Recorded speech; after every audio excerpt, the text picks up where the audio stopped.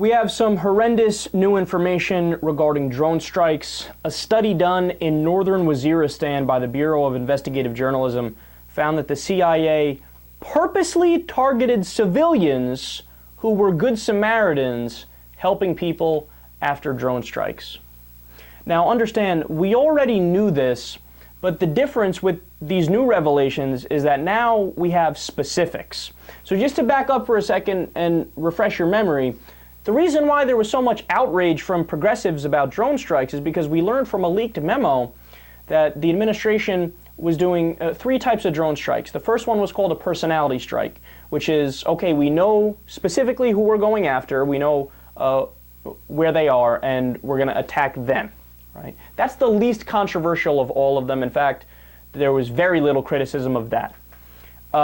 Then we learned of something called a signature strike. A signature strike is when they don't really know who they're killing, but they kill anyway.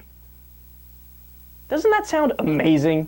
I mean, it almost sounds like evil and barbaric. When you hear that, you're like, no, are you serious? So what they do is they get intelligence over a certain time span, usually a couple weeks or a couple months, and they go, yeah, we think this is the guy we're looking for. We're not sure, but who knows? Okay, press the button, do it.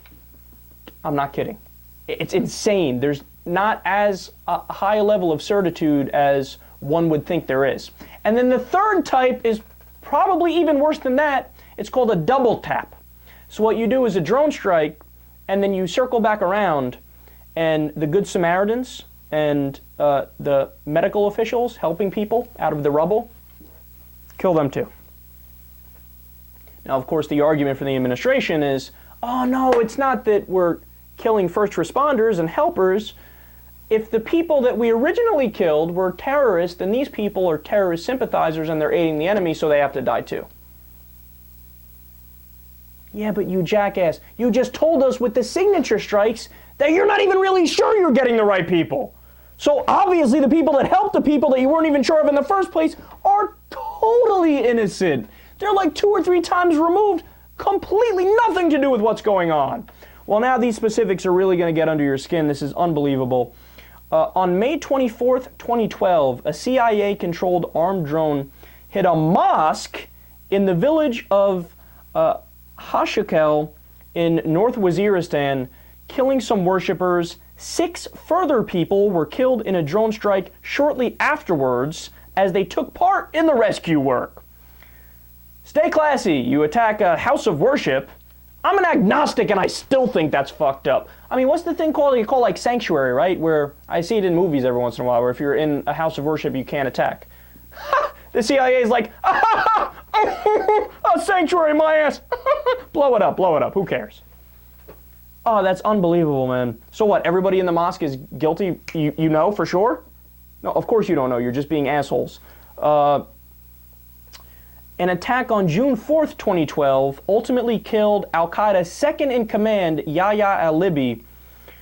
Despite U.S. claims that al-Libi alone died, I remember these reports on the mainstream channels when this happened, Bureau research appears to corroborate multiple accounts indicating that at least 16 people died in a series of missile strikes.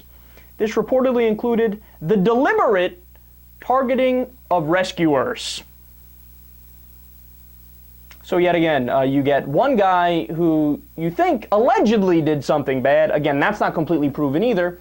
But if anybody's around them, family, friends, and then rescuers, kill them too. Why? Well, fuck it. Who cares? They're around the person who's guilty enough. Now, as if all that wasn't bad enough, another target which was commonly used, they would go to funerals of people who were suspected Taliban or Al-Qaeda, and they would drop drones directly on them. Now understand, at the funerals, it wasn't Al-Qaeda only, it wasn't Taliban only allowed at the funerals. There were family members, friends, women, children, people guilty of no crime, except knowing someone who knew someone who might have known somebody who was allegedly a terrorist. Is this how adults act? Is this how civilized people act? I'm pretty sure the Magna Carta in about the year 1200 kind of addressed these issues and said this is not how civilized people are supposed to act. They're supposed to be the rule of law. The Nuremberg Tribunal, the Geneva Conventions, international law, U.S. law we're violating. If you think this is okay, something's wrong with you, because flip the script for a second. Imagine we aren't the world superpower, and it's China or Iran. And there's some extremists in the U.S. that happen to, bomb abortion clinics or were eco-terrorists and, did something else that the Chinese or the Iranians didn't approve of. And then they found in one house with the guy they thought was guilty was there, his family was around him, but they bombed anyway. And then they bombed the funeral where the friends were and the family was. Now, would we sit back and say, oh, well, we tried to get the best intelligence we could, and then we thought, and then we attacked anyway? Would we think that's a good argument? And we'd say, oh, yeah, okay, we understand completely, it's fine.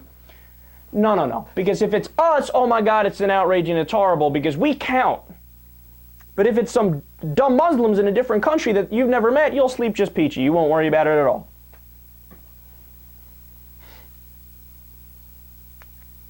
That is the definition of hypocrisy. Not applying the same standards to yourself as you apply to others.